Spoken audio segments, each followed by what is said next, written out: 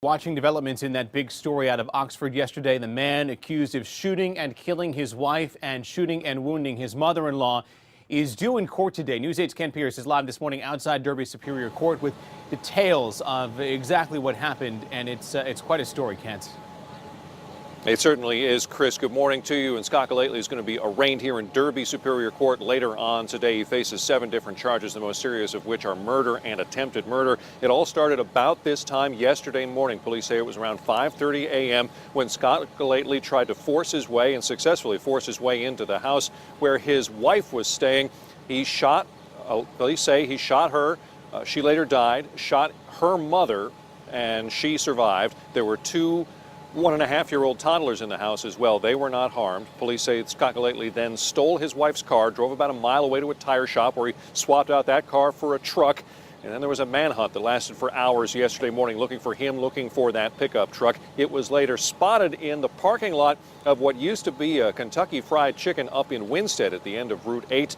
When police got there, they found that there was a hose running from the tailpipe into the cab of the truck in an attempted suicide. They got Gellatly out of that vehicle. He'll be okay. He was arrested. He'll be arraigned later on today here in Derby. The question everybody is asking themselves, what prompted all this? And we got a big clue to that from Scott Gellatly's Facebook page about 2 weeks ago, a little over 2 weeks ago. He made a post that said, quote, "It's so sad that a woman can make a decision and change a whole family's life. How could you break something so sweet and innocent, all for a sleazy affair?"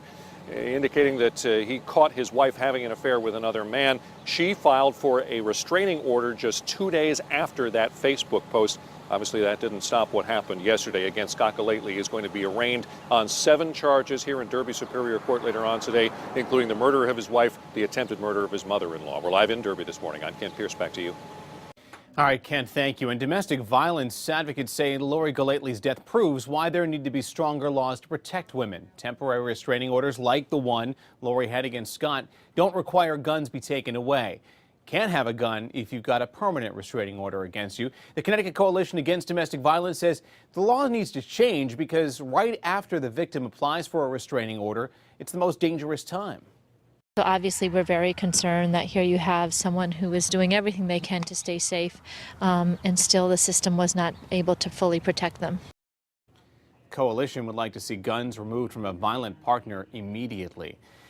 This year, 6 cases of domestic violence have turned deadly in this state, and there is a push to try to get help to people who may need it. If you're in an abusive situation and need help, there's a 24-hour hotline.